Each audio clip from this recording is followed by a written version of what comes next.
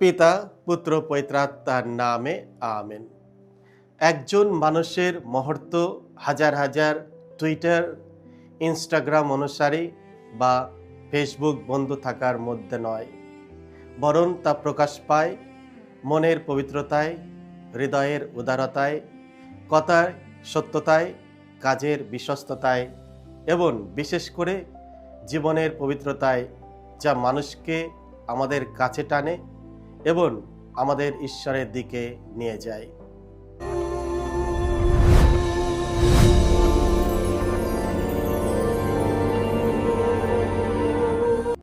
খ্রিস্টতে আমার পরম প্রিয়জনেরা, আজ জুন মাসের 5 তারিখ, সাধারণকালের নবম সপ্তাহ, শুক্রবার।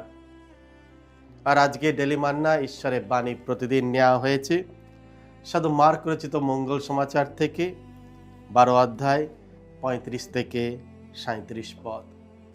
এসো আমরা ভক্তিভাবে আজকের এই বাণীটি শুনি। যিশু একদিন মন্দিরে উপদেশ দিচ্ছিলেন। সেই সময় তিনি বললেন, আচ্ছা, শাস্ত্রীরা কি করেই বা বলতে পারেন যে খ্রিস্ট দাউদ সন্তান?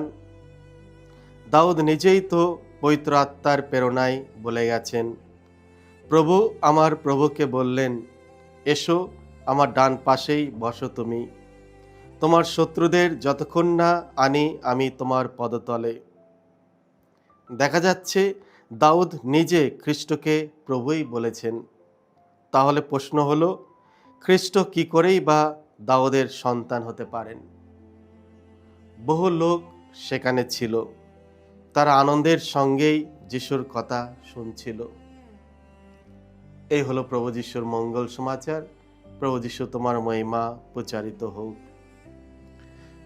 প্রভুতে আনন্দ করো, ডিলাইট ইন দ্য লর্ড।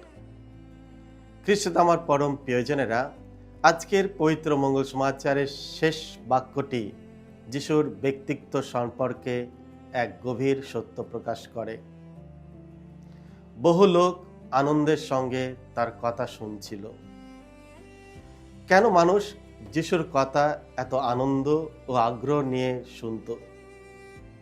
কি এমন ছিল যিশুর মধ্যে যে হাজার হাজার মানুষ রোদ, ক্ষুধা, ক্লান্তি ভুলে গিয়ে তার চারিপাশে জড়ো হতো?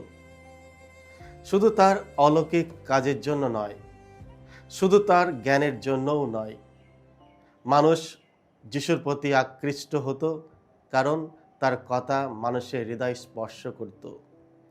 তিনি সত্য, প্রেম, করুণা ও অধিকারের সঙ্গে কথা বলতেন।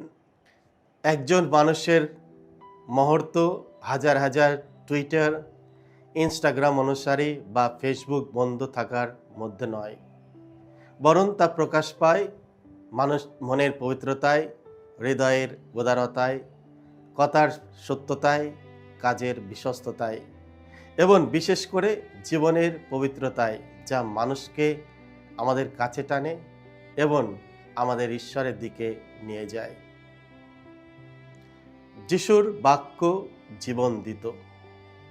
খ্রিস্টতে আমার পরম প্রিয়জনেরা, ধর্মীয় নেতারা প্রায় এমন নিয়মের কথা বলতেন যা মানুষের ওপর বোঝা হয়ে দাঁড়াতো, কিন্তু যিশু এমন কথা বলতেন যা মানুষের অন্তরকে সুস্থ করত। যখন যিশু কথা বলতেন, ভগ্ন হৃদয় মানুষ আশা পেত, পাপীরা ক্ষমা পেত এবং দরিদ্ররা মর্যাদা লাভ করত। তার কথা ছিল না ফাঁকা বক্তৃতা, প্রতিটি বাক্যের মধ্যে ছিল স্বর্গীয় পিতার প্রেম। তাই লোকেরা আনন্দের সঙ্গে তার কথা শুনত। মানুষের হৃদয় সবসময় সত্য, প্রেম ও জীবনের অর্থ খোঁজে, আর সেই তৃষ্ণা পূর্ণ করতে পারেন একমাত্র যিশুই। আজ আমাদের নিজেদেরকে প্রশ্ন করতে হবে, আমি কি আনন্দের সঙ্গে যিশুর কথা শুনি? আমি কি প্রতিদিন ঈশ্বরের বাক্যের জন্য সময় দিই? মঙ্গল সমাচার কি আমার কাছে বোঝা নাকি আনন্দ? খ্রিস্টতে আমার পরম প্রিয়জনেরা, আমরা সবাই জানি আজকাল অনেক মানুষ ঘন্টার পর ঘন্টা সামাজিক মাধ্যম, সংবাদ ও পৃথিবীর নানা কণ্ঠস্বর তারা শোনে, কিন্তু যিশুর জন্য খুবই কম সময় দেয়। ফলে ধীরে ধীরে হৃদয় অস্থির ও শূন্য হয়ে যায়। সাধু জেরোম বলেছিলেন, স্বাস্থ্য সম্পর্কে অজ্ঞানতা মানে খ্রিস্ট সম্পর্কে অজ্ঞানতা।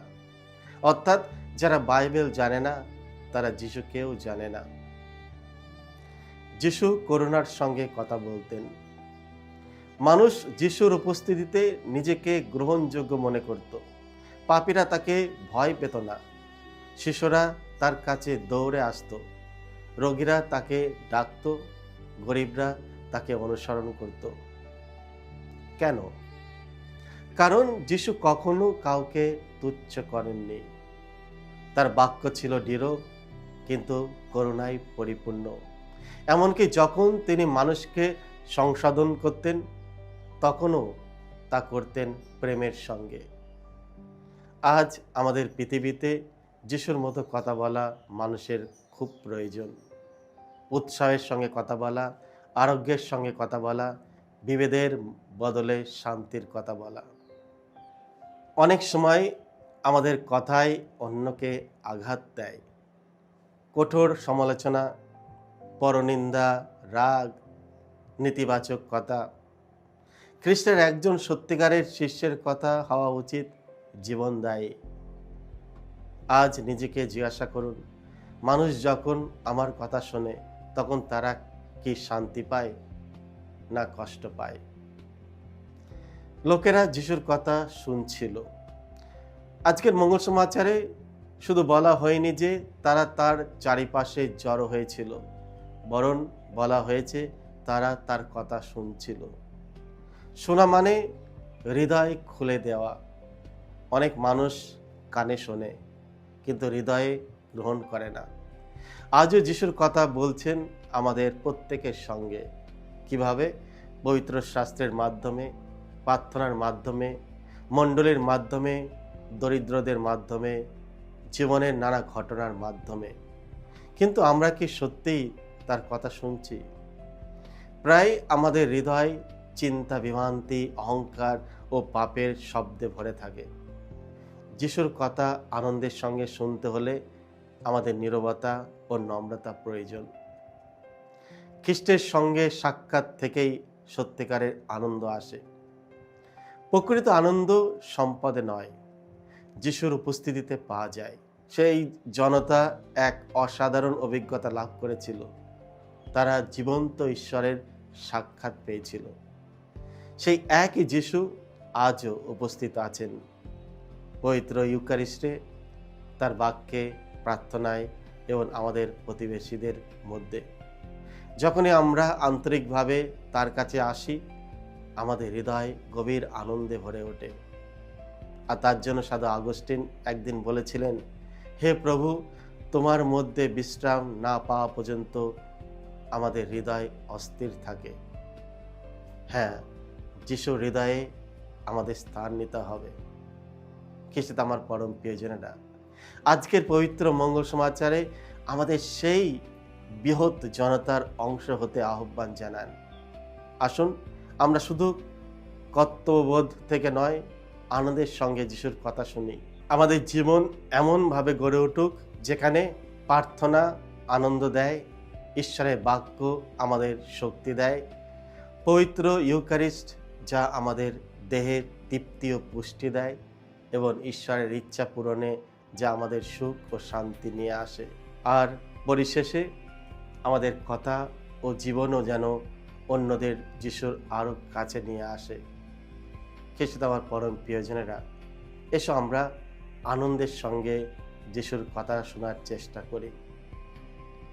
আমরা যতটা যিশুর কথা শুনব, বাইবেল অনুধ্যান করব, ঈশ্বরের কাছে আসব, আমরা ততটা নিজেদের অন্তরে আনন্দ উপভোগ করতে পারব। এসো আমরা প্রভুর আনন্দেই জীবনযাপন করি। সকলকে জয় যিশু। ঈশ্বর আপনাদের সকলকে আশীর্বাদ করুন।